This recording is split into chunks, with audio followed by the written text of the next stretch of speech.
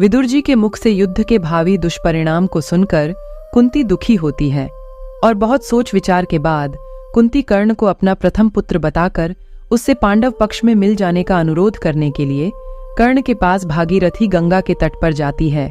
वहां गंगा किनारे पहुंचकर कुंती ने अपने दयालु और सत्यप्रायण पुत्र कर्ण के मुख से वेद पाठ की गंभीर ध्वनि सुनी।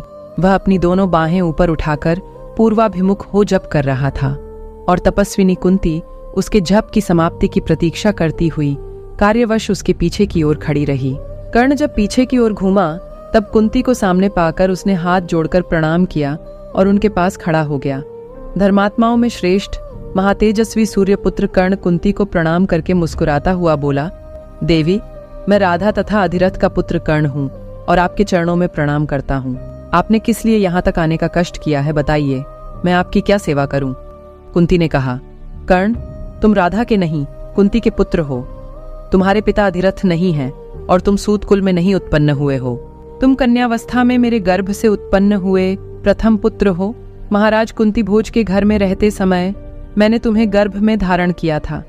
कर्ण, ये जो जगत में प्रकाश और उष्णता प्रदान करने वाले भगवान सूर्य देव हैं, इन्होंने शस्त्रधारियों में श्रेष्ठ तुम जैसे वीर पुत्र को मेरे गर्भ से उत्पन्न किया है।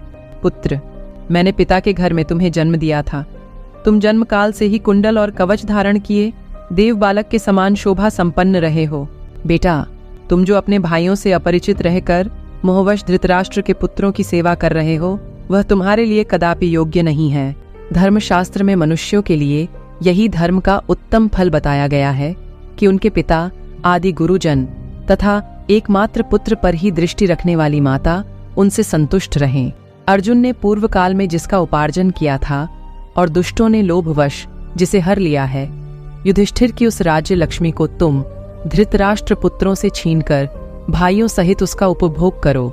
आज उत्तम बंधु जनोचित स्नेह के साथ कर्ण और अर्जुन के मिलन को कौरव लोग देखें और इसे देखकर दुष्ट लोग नतमस्तक हों। कर्ण और अर्जुन दोनों मिलकर वैसे ही बलशाली हैं जैसे बलराम और श्री कृष्ण। बेटा, तुम दोनों हृदय से संगठित हो जाओ तो इस जगत में तुम्हारे लिए कौन सा कार्य असाध्य होगा? कर्ण, जिस प्रकार महान यज्ञ की वेदी पर देवगणों से घिरे हुए ब्रह्मा जी सुशोभित होते हैं, उसी प्रकार अपने पांचों भाइयों से घिरे हुए तुम भी शोभा पाओगे। अपने श्रेष्ठ स्वभाव वाले बंधुओं के बीच में तुम सर्वगुण संपन्न ज्येष्ठ भ्राता परम पराक्रमी कुंती पुत्र कर्ण हो। तुम्हारे लिए सूत पुत्र शब्द का प्रयोग नहीं होना चाहिए। तदनंतर सूर्य मंडल से एक वाणी प्रकट हुई जो सूर्य देव की ही कही हुई थी। उसमें पिता के समान स्नेह भरा हुआ था और वह दुर्लभ्य प्रतीत होती थी। कर्ण ने उसे सुना। वह वाणी इस प्रकार थी, नरश्रेष्ठ कर्ण, कुंती सत्य कहती है, तुम माता की आज्ञा का पालन करो। उसका पूर्ण रूप से पालन करने पर तुम्हारा कल्याण होगा। माता कुंती और पिता साक्षात सूर्यदेव के ऐसा कहने पर भी उस समय सच्चे धैर्य वाले कर्ण की बुद्धि विचलित नहीं हुई। कर्ण बोला, राजपुत्री, तुमने जो कुछ कहा है उस पर मेरी श्रद्धा नहीं होती। तुम्हारी इस आज्ञा का पालन करना मेरे लिए धर्म का द्वार है, इस पर भी मैं विश्वास नहीं करता। तुमने मेरे प्रति जो अत्याचार किया है वह महान कष्टदायक है। माता, तुमने जो मुझे पानी में फेंक दिया वह मेरे लिए यश और कीर्ति का नाशक बन गया।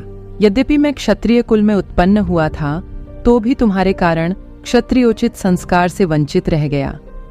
कोई भी शत्रु मेरा इससे बढ़कर कष्टदायक एवं अहितकारक कार्य और क्या कर सकता है?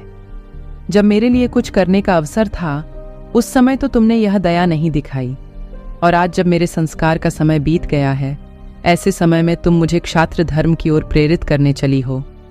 पूर्व काल में तुमने माता के समान मेरे हित की चेष्टा कभी नहीं की और आज केवल अपने हित की कामना रखकर मुझे मेरे कर्तव्य का उपदेश दे रही हो। श्री कृष्ण के साथ मिले हुए अर्जुन से आज कौन वीर भय मानकर पीड़ित नहीं होता? यदि इस समय मैं पांडवों की सभा में सम्मिलित हो जाऊं तो मुझे कौन भयभीत नहीं समझेगा। आज से पहले मुझे कोई नहीं जानता था कि मैं पांडवों का भाई हूं। युद्ध के समय मेरा यह संबंध प्रकाश में आया है। इस समय यदि पांडवों से मिल जाऊं तो क्षत्रिय समाज मुझे क्या कहेगा? धृतराष्ट्र के पुत्रों ने मुझे सब प्रकार की मनोवांछित वस्तुएं दी हैं और मुझे सुखपूर्वक रखते हुए सदा मेरा सम्मान किया है। उनके उस उपकार को मैं निष्फल कैसे कर सकता हूँ? शत्रुओं से वैर बांधकर जो नित्य मेरी उपासना करते हैं और इसी आशा से जो मेरा आदर करते हैं, उनके मनोरथ को मैं छिन्न भिन्न कैसे करूं? मेरी ही प्राण शक्ति के भरोसे जो शत्रुओं के सामने डटकर खड़े होने का साहस करते हैं, जो मुझको ही नौका बनाकर उसके सहारे दुर्लभ्य समर सागर को पार करना चाहते हैं और मेरे ही भरोसे अपार संकट से पार होने की इच्छा रखते हैं, उन्हें इस संकट के समय में कैसे त्याग दूं? दुर्योधन के आश्रित रहकर जीवन निर्वाह करने वालों के लिए यही उपकार का बदला चुकाने का योग्य अवसर आया है। इस समय मुझे अपने प्राणों की रक्षा न करते हुए उनके ऋण से उऋण होना है, जो किसी के द्वारा अच्छी तरह पालित पोषित होकर कृतार्थ होते हैं, परंतु उस उपकार का बदला चुकाने योग्य समय आने पर जो पापात्मा पुरुष पूर्वकृत उपकारों को न देखकर बदल जाते हैं, वे स्वामी के अन्न का अपहरण करने वाले तथा उपकारी राजा के प्रति अपराधी हैं। उन पापाचारी कृतघ्नों के लिए न तो यह लोक सुखद होता है न परलोक ही। मैं तुमसे झूठ नहीं बोलता। धृतराष्ट्र के पुत्रों के लिए मैं अपनी शक्ति और बल के अनुसार तुम्हारे पुत्रों के साथ युद्ध अवश्य करूंगा, परंतु उस दशा में भी दयालुता तथा सज्जनोचित सदाचार की रक्षा करता रहूंगा।